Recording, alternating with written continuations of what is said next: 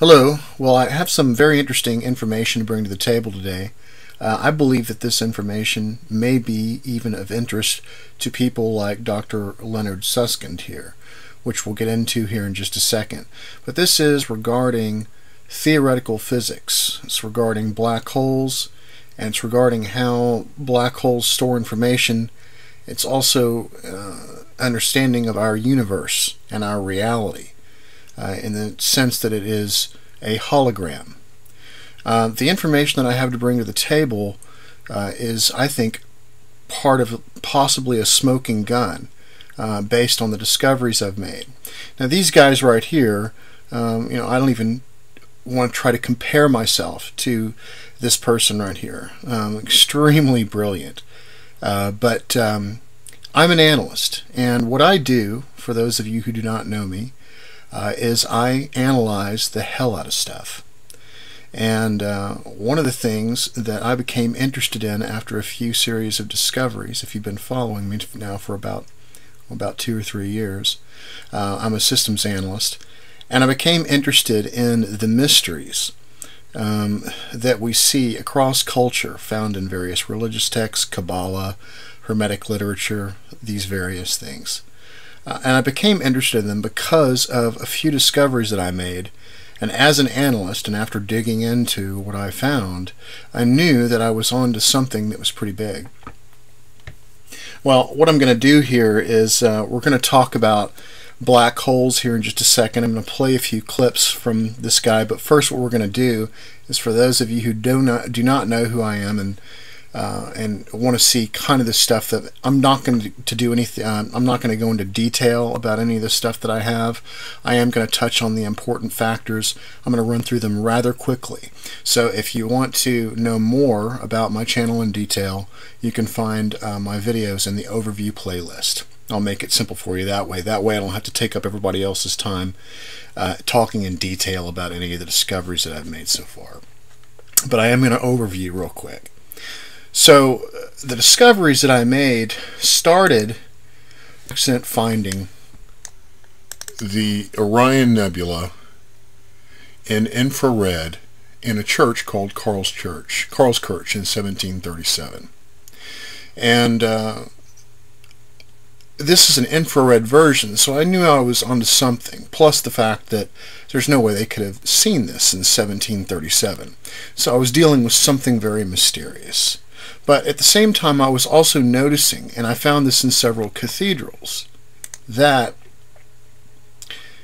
I was seeing that the Orion Nebula was always the main focus. And I kept seeing things just like this last image, where you see these angels circling around the center of the trapezium of the Orion Nebula. And in this instance, we have the Barnard's Loop circling the whole Orion constellation, where the center is the Orion Nebula again. So I began to get the impression that I was dealing with some kind of a vortex, all intuitive. So if you recall, back November 2011, November 28th, I began to make a series of videos because I dove deep into the trapezium looking for what I thought to be a black hole that may exist there. So 1 year later, after that, they came out with news saying that there would be possibly a black hole in the Orion Nebula, and if it exists, the black hole would reside somewhere between the 4 bright stars which mark the center of the Orion Nebula as the trapezium. So right in this brightest area right here is where this black hole would be. So I called it 1 year before NASA. But it was all based on cathedral art. I was finding cathedrals, and I was finding these images, this information, if you will. I was finding this information, and it was popping up 100 years before the first telescope, such as Michelangelo's painting of the creation of Adam, and the 2 images that I just showed you, and not to mention probably about 4 or 5 more that are real easy to see. So I began to start digging into the mysteries and finding out what was going on here. I was completely grabbed, and I had to find out what was going on. So that's where it all began. So what we're going to do is we're going to take a look at some of the things that have been in these texts. We're going to listen to a couple of clips from My Favorite Manly Hall. And then after we listen to that, then we're going to dive into what I believe to be something that really puts the pieces together nicely for me, and I think it will also help these physicists that are out there that are working on this stuff.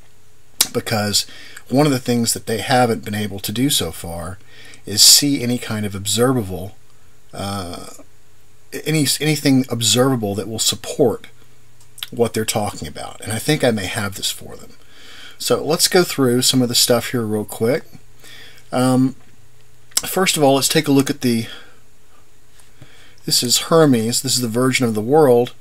And I want you to listen to this right here. It says, "Art thou not aware, O Asclepius, that Egypt is the image of heaven, or rather, that it is the projection below of the order of things above?"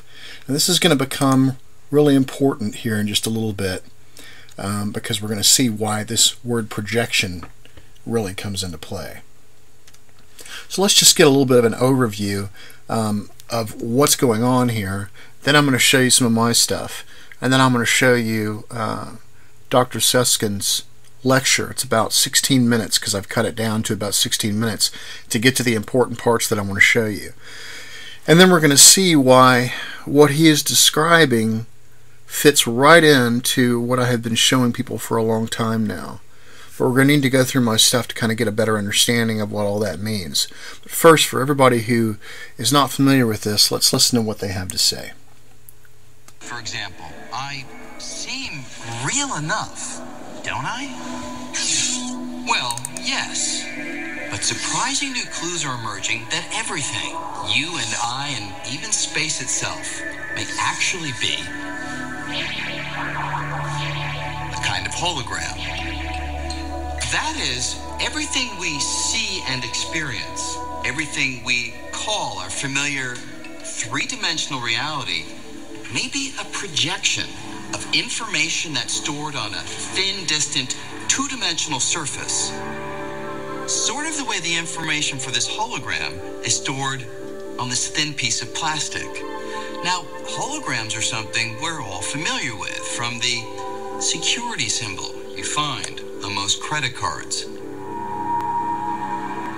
But the universe is a hologram? That's one of the most drastic revisions to our picture of space and reality ever proposed.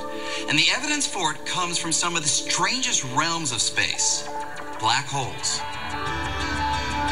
This is a real disconnect, and it's very hard to get your head around.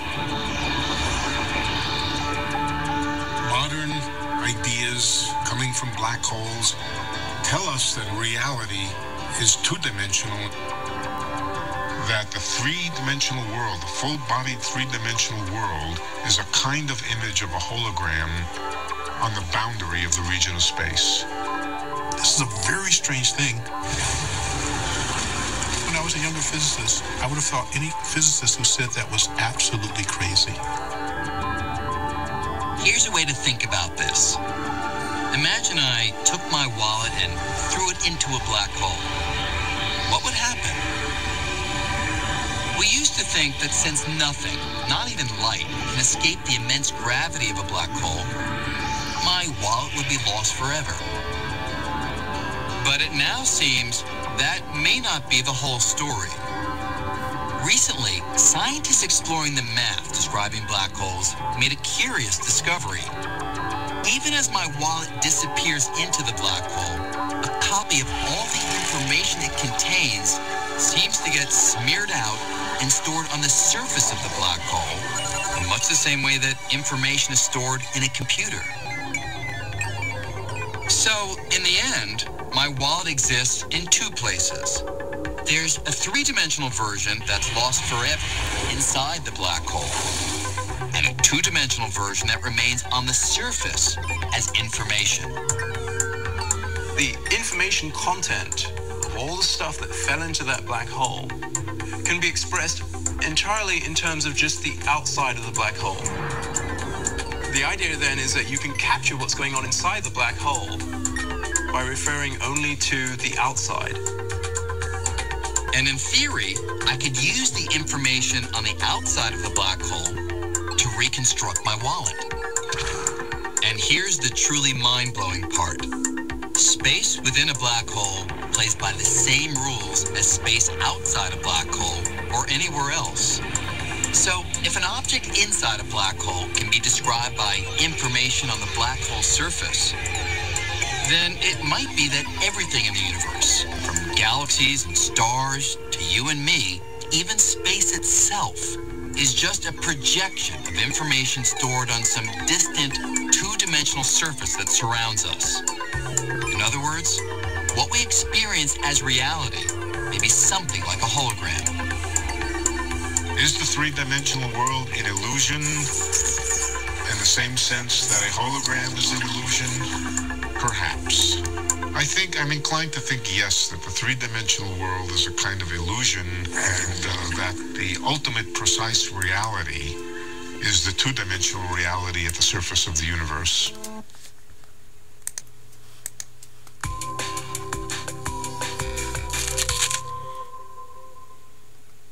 You and I, and everything around us, appear to exist in three dimensions.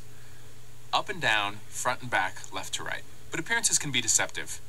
Many physicists now believe that reality is not, in fact, three-dimensional. Instead, they think that the fundamental core of reality comes written in two-dimensional sheets, like this piece of paper.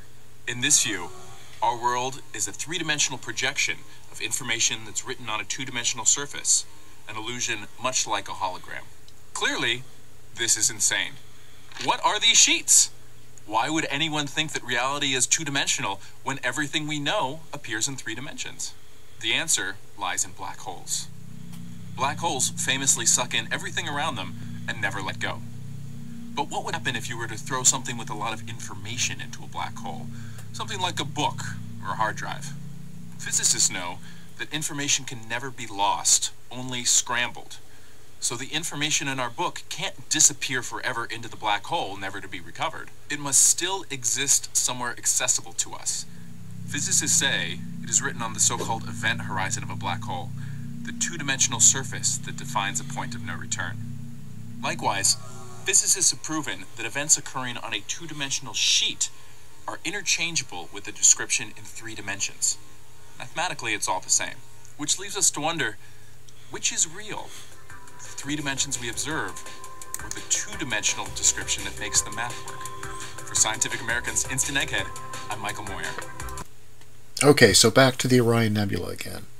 So, what they described there was that that our reality that we see as 3D may actually be a hologram.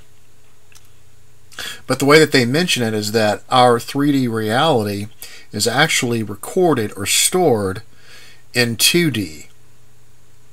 So somewhere on a sheet, our reality is actually stored in that area. And where they say that it exists is actually on the horizon or the surface outside of a black hole. Now this is significant when we take a look at the Orion Nebula, because I discovered what I believe to be a black hole in the Orion Nebula in the center of the trapezium a year before NASA. Then NASA comes out with that information. Now what you're going to see kind of unfold as I go through this stuff is you're going to see why, when we take a look at the ancients, we take a look at the mysteries, we're going to see something being told here over and over. It's going to give us a very good clue to what is going on. Starting with Hermes here. Art thou not aware, O Asclepius, that Egypt is the image of heaven, or rather that it is the projection below of the order of things above? So he's talking about a projection below. So that's really interesting. Also, if we take a look at the Mayans, the ancient Mayans, we see that we have what's called the three hearthstones of creation. And they believe that the seat of creation is actually the Orion Nebula. These are the three hearthstones surrounding the Orion Nebula: Rigel, Alnitak, and Siph.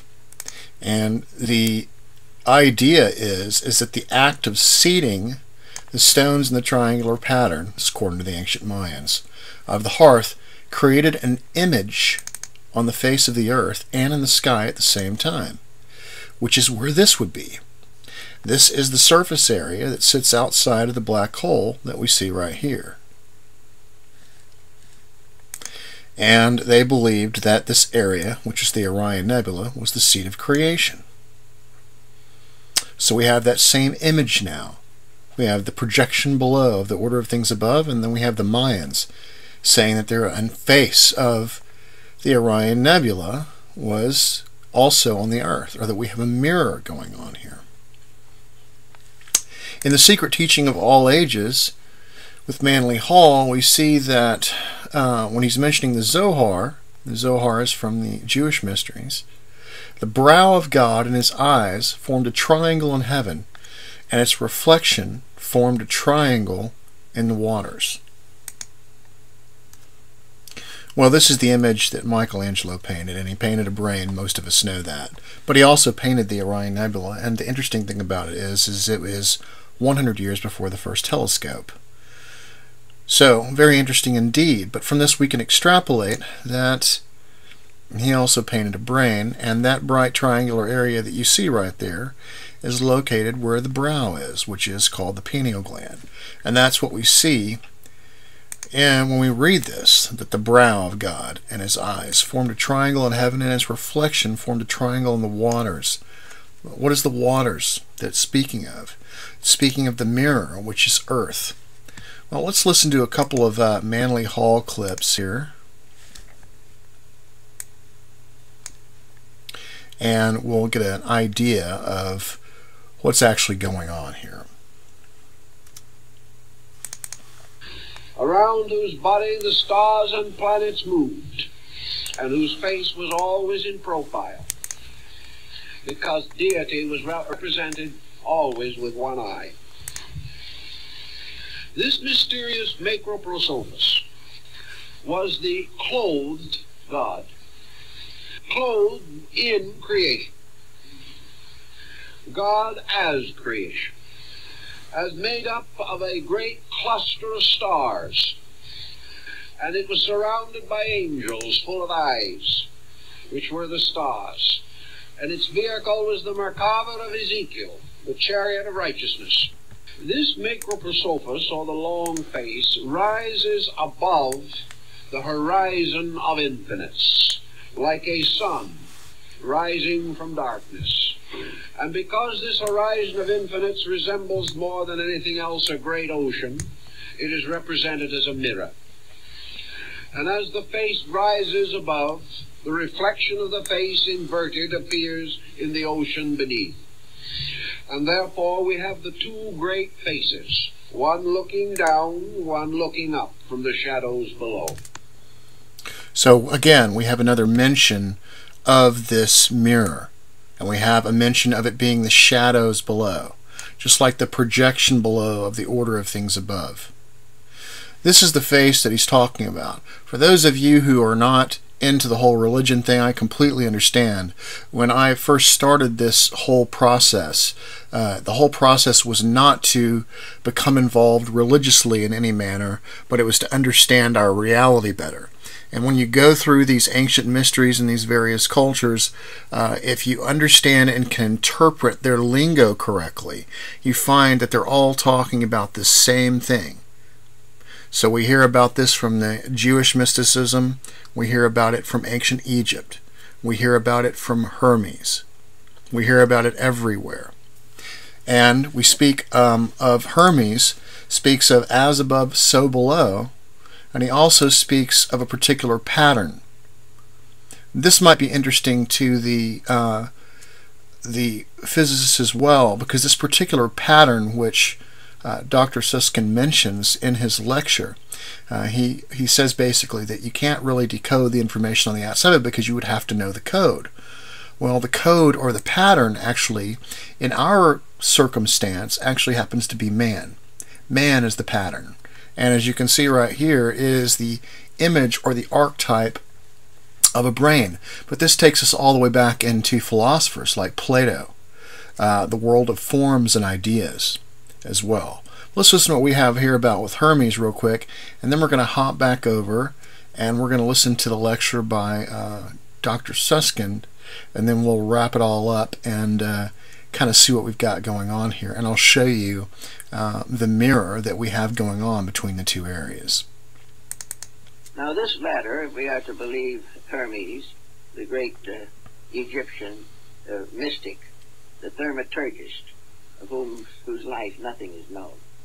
But anyway, in his emerald tablet, Hermes declares that the above is like the below, the superior is like the inferior, the lesser is like the greater is like the lesser. All things follow one immense pattern, and if anyone can break the mystery of that pattern in any one point, any one level, he has the key to the whole mystery.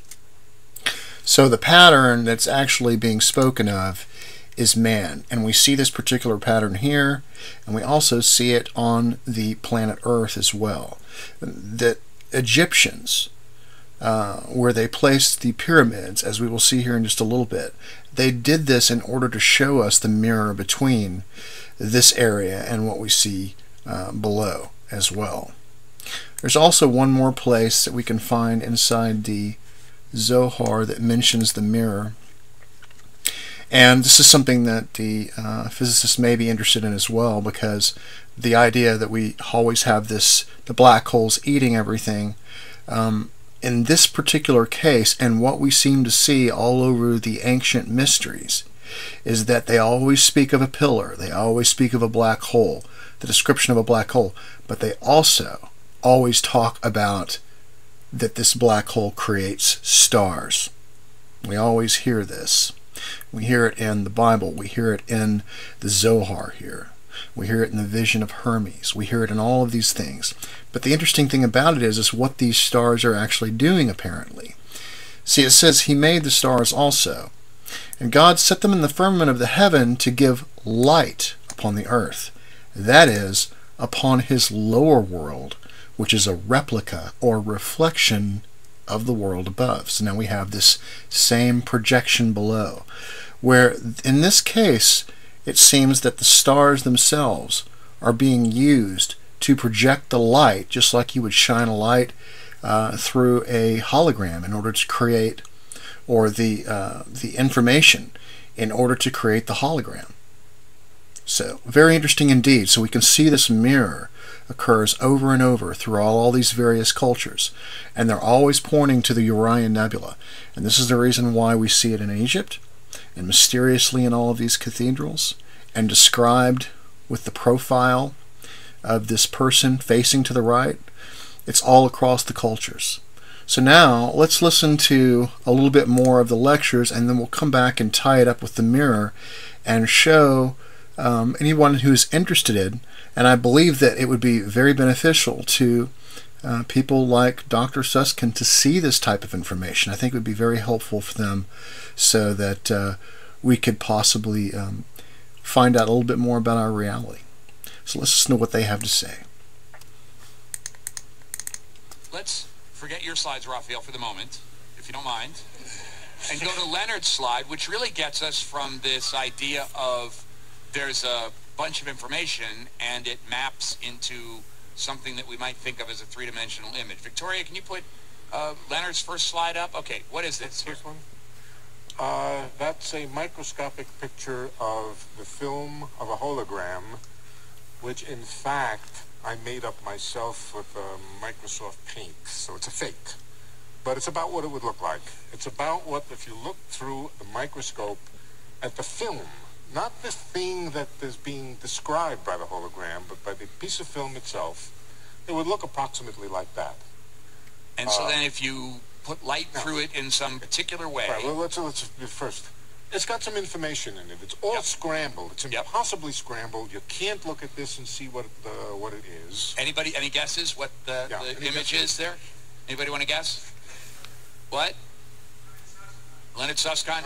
Good. Donald Guess down here?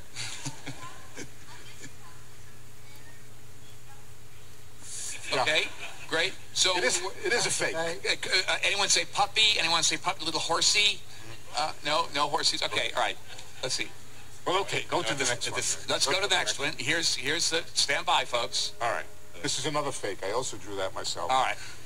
All right. So if you do the right thing with a hologram, namely shine light on it and so forth, it'll reconstruct an image. So you got the flashlight. Yeah. Maybe this is obvious, but the flashlight going through the film, and somehow the information in the film recreates the 3D image of the clown smoking the cigar.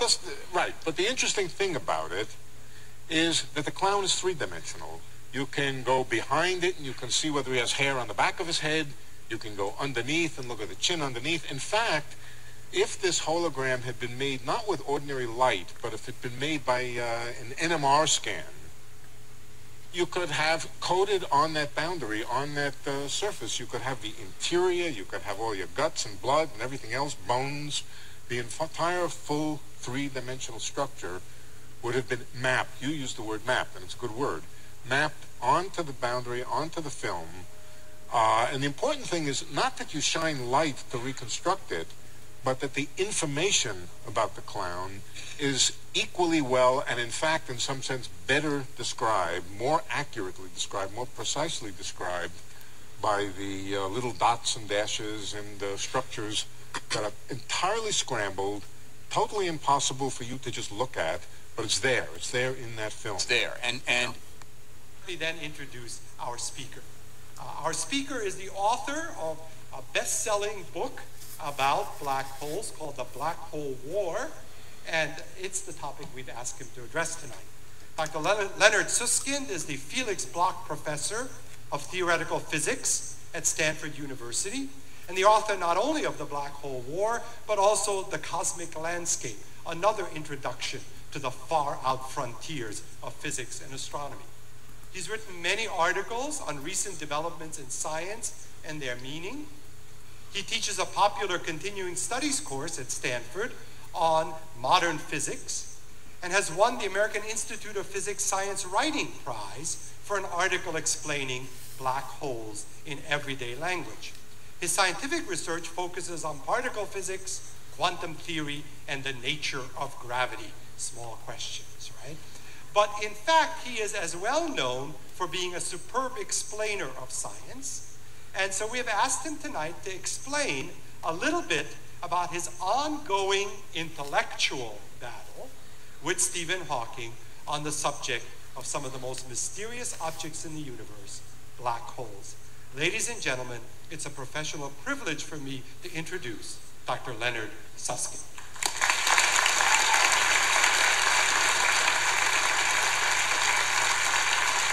The ultimate upshot of this confusion that was raised by Hawking in the first place, but it's a big deal. It's not a small deal. It meant we were thinking completely wrong about information, how it was stored, where it is found, how relative it is, and how objective a piece of information is. The whole subject got turned on its head. Now, an even more startling conclusion that came out of this series of investigations: the world is like the ghostly three-dimensional illusion cast by a hologram. That sounds very weird. Most of you know what a hologram is, but before I get to holograms, let me explain something about information and how it's stored ordinarily. This is supposed to be a picture of a library. In fact, it was supposed to be the picture of the library in Alexandria. It's my artist's rendition of it. It was known to be about, I think, 200 feet by 40 feet by some number of feet in this direction here. Question? I thought I heard a question. All right. This is the library. This is the library in Alexandria, reconstructed according to my own imagination, and it had a certain size. We could ask, how much information could be stored in that library? Well, it turned out that about 1 trillion bits of information was stored in the library in Alexandria in the form of scrolls. 1 trillion bits of information. In other words, information could be turned into a billion dots and dashes. 1 billion is not very much. Why couldn't you store more information? Well, you certainly could. You could shrink it down from scrolls to books, or from books to microfiche, Or you could squeeze it down onto digital chips and get a lot more information in there. But what's the maximum amount of information that you could put into a library this big? And the answer most physicists always thought was that there was a limit. You could not make a bit of information smaller than 1 cubic Planck length. If that's the case, you can calculate the volume of this library in Planck units, and you would discover that it was about 10 to the 108th. That's a huge number. That's more than all the particles in the known universe. That it could hold 10 to the 108th bits of information. A huge amount could be stored in there. Well, what if the owner of this library passed a law, a crazy law? The crazy law is that you're not allowed to put any information in the interior of the library. All you're allowed to do is decorate the outside of the laboratory with writing, with information. Arbitrarily small. You can make your letters no bigger than the Planck scale, but then how much information can the library store if it's only allowed to have its bits of information coating the surface of the library? A lot less. It's proportional to the area of the surface of the library. Only 10 to the 72. Well, that doesn't sound like a big difference, 10 to the 72 and 10 to the 108. But if you're familiar with thinking about numbers, 10 to the 108 is vastly, vastly bigger than 10 to the 72. And so you lose a lot of possibility of storing information if you can only put it on the outside. Well, it's a strange law of nature. And it is now believed by everybody who works in theoretical physics to be a law of nature that you can never put more information into a library or into a volume of space than the amount that you can store on the boundary. It is as if you could never have more information in this room than the amount that you could store on the boundaries of this room if you reduced it down to little pixels on the boundary of the room.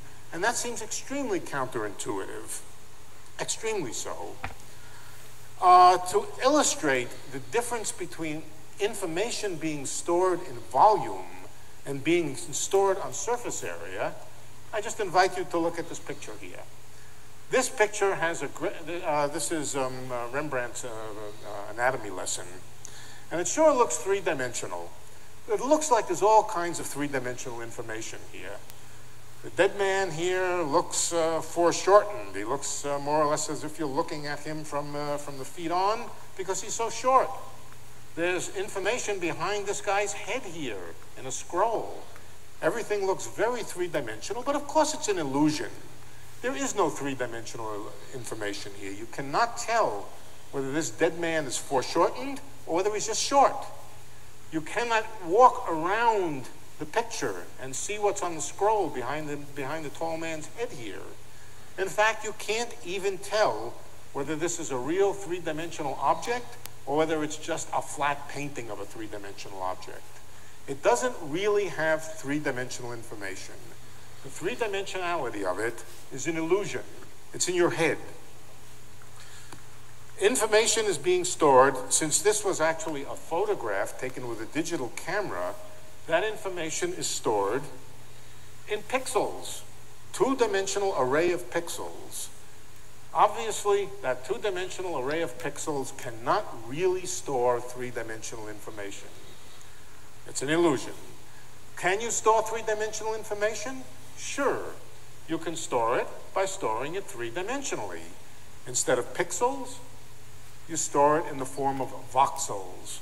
Voxels mean three-dimensional arrays of dots and dashes.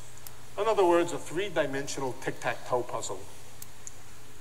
If you allowed yourself to store information, bits of information, on a three-dimensional lattice like this, of course you could store all the information in a three-dimensional picture. But obviously you can't store three-dimensional information on two-dimensional pixels. Well, that's not actually true. Holograms are examples of the storage of three-dimensional information on a two-dimensional film. A hologram is a two-dimensional film, This is a picture of the film on which a three-dimensional figure is depicted by the method of holograms. What do you see? You see a scramble of meaningless scratches and dots and dashes. Impossible to decipher what this is a picture of. Completely scrambled. But it is two-dimensional. However, if you know the rule, and in this case the rule is simple, you just shine light on the hologram, it will create a three-dimensional image, and it's not like Rembrandt's painting of the anatomy lesson. You can, if I was any good at making videos, I would have you turn this thing around and look at the clown from the back. But a hologram is a picture like this, stored on a two-dimensional film, that allows you to reconstruct a full three-dimensional image that you can walk around, look at it from the back, look at it from the front, and in principle, you could even make a hologram of the interior of his head, his brain, and see every bit of information that's going on inside the clown's head, but stored on the two-dimensional hologram. So it's not really true that you cannot store three-dimensional images in 2 dimensions. Well, one of the things we found out, and I'm going to explain to you how we found it out, was that in a certain mathematical sense, the entire universe, the entire world, can be thought of as a hologram out on the boundaries of space, at the very edges of the universe, 10 billion light years away, a kind of two-dimensional holographic image. Now, one of the things that he mentions here that I would add to this is that where he mentions this being 10 billion light years away, I think of it as also being something that can happen in smaller areas as well, which is what we're going to be seeing with the Orion Nebula. So it's very possible we have a larger one, but then within that we have smaller black holes that are performing the same functions that he's describing here. Encodes all of the information that's there, filling up the universe in the form of stars, planets, people, and everything else. This is one of the weirdest and most unintuitive extrapolations in physics since quantum mechanics.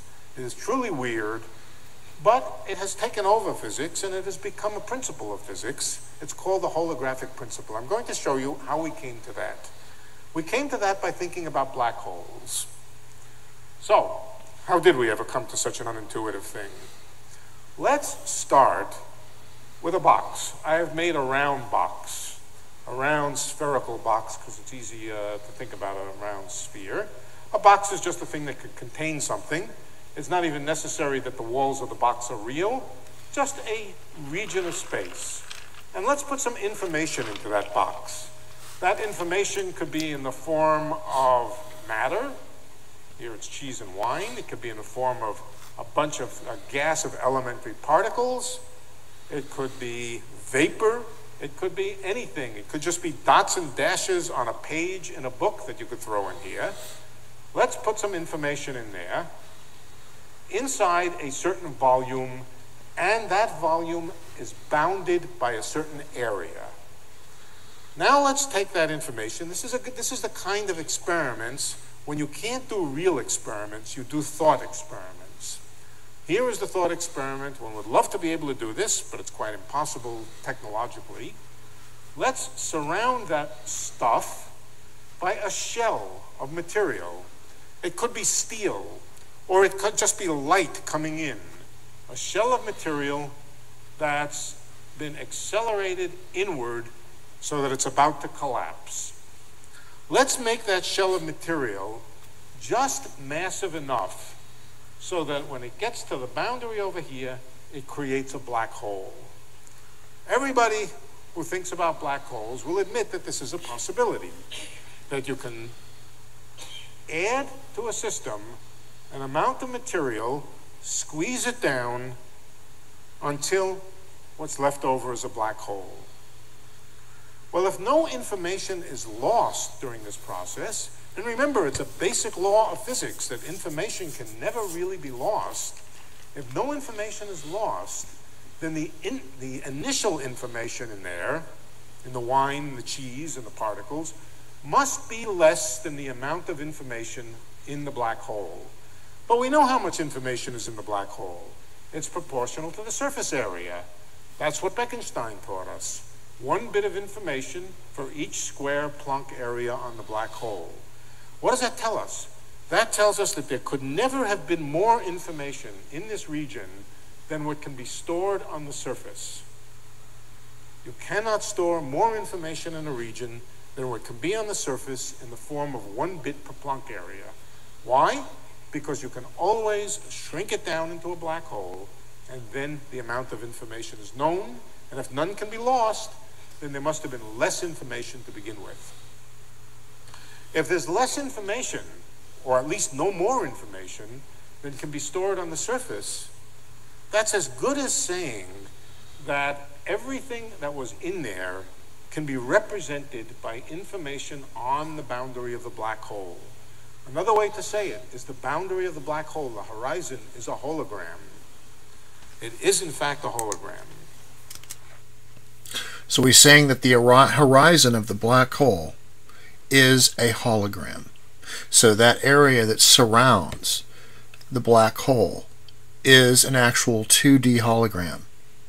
And this is going to be really important, and I think it really puts a huge piece of the puzzle together with what we're going to see here in just a bit. There are 2 reconstructions of the hologram. One reconstruction Alice sees when she jumps into it. When she jumps into it, she sees the images that are reconstructed from the hologram. Planets, stars, even her own head and her arms when she gets inside the black hole.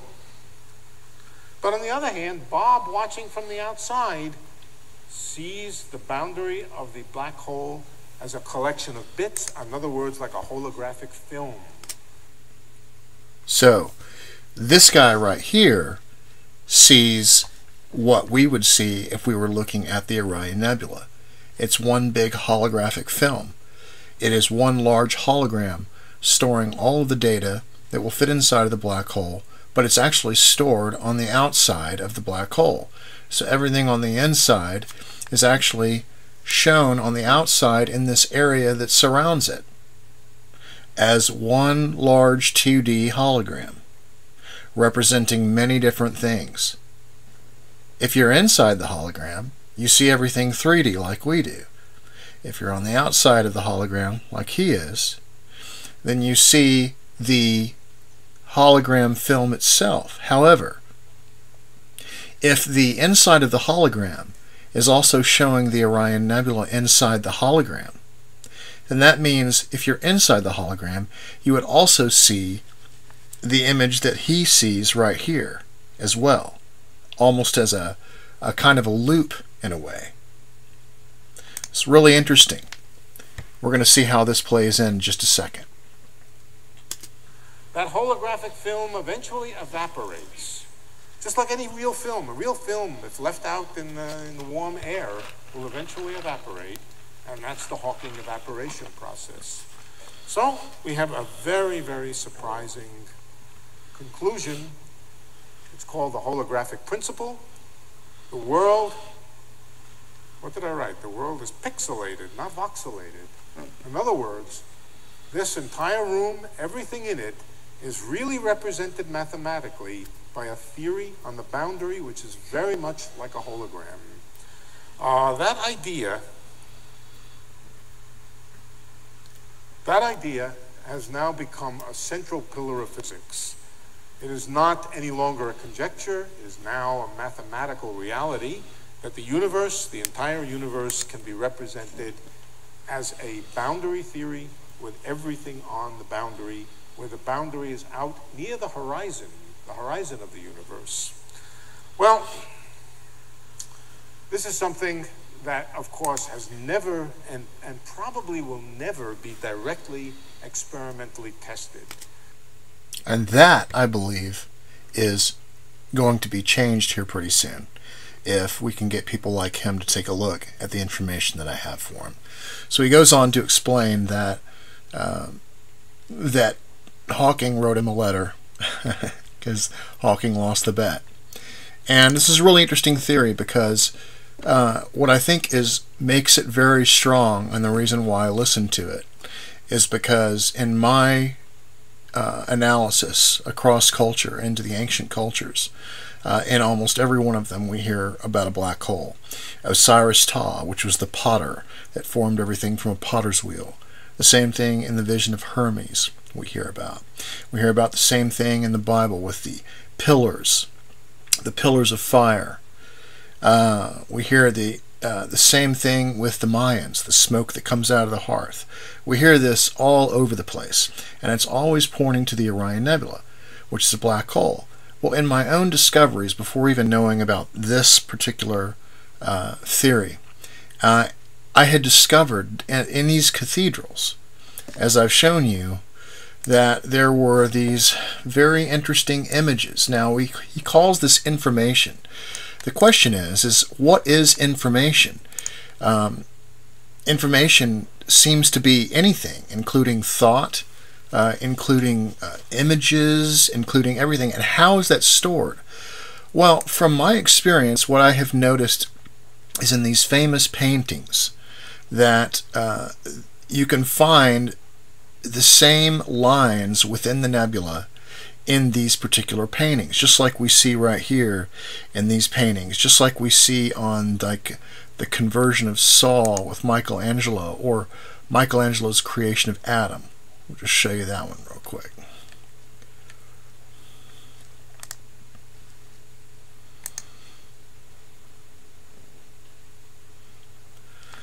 So these images that you can see are repeated all the way through, but yet this is the Orion Nebula.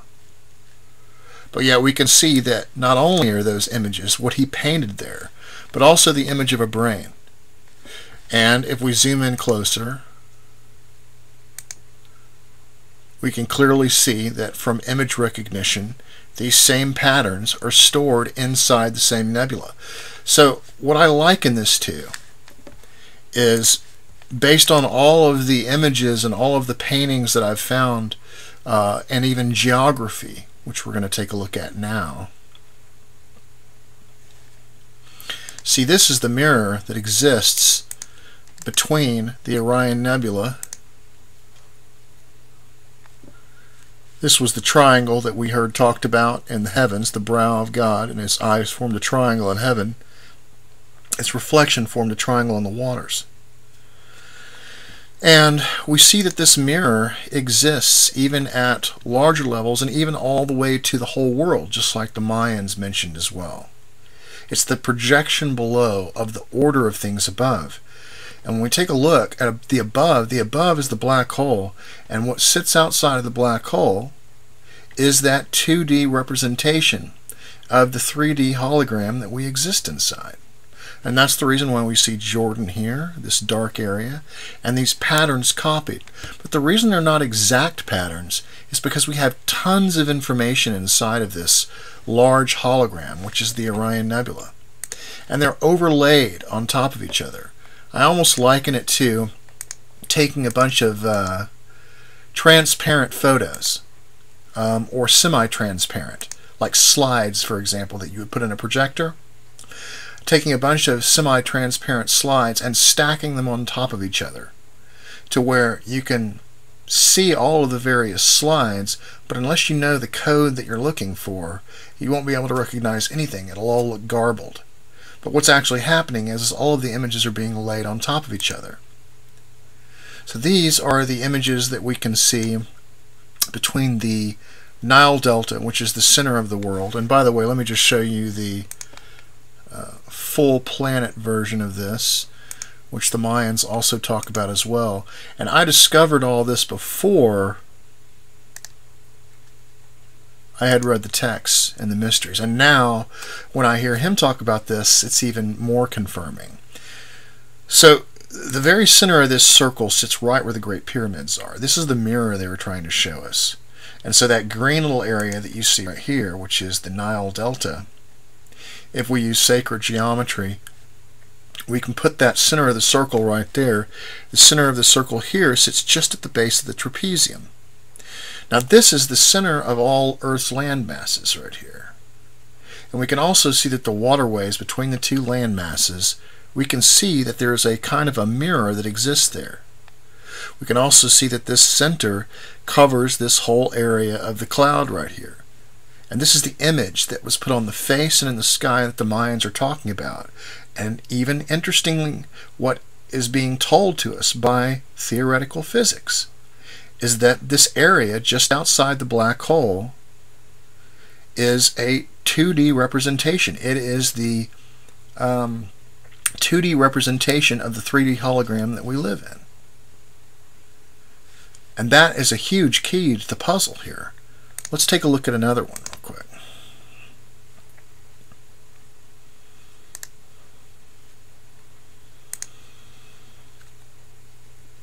And what I've explained to people before, when you notice the patterns of these things, it all becomes very clear where the center is. And it makes perfect sense why the pyramids were placed exactly where they were. They were trying to show us this mirror. The pyramids were also called the Tomb of Hermes, and in there was actually found the representation of what they called universal mind, which might be another way of representing in physics what they would call this information storage area. Whatever they would want to call it. I'm not really sure what they would call that.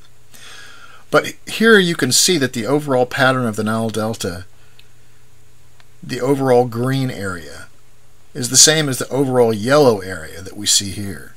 And these rectangles right here show patterns that are found inside this that repeat all the way through. The difference is we kind of have a nebulous version right here, but we have a more crystallized and objective version right here. But we can see that these patterns exist all the way through.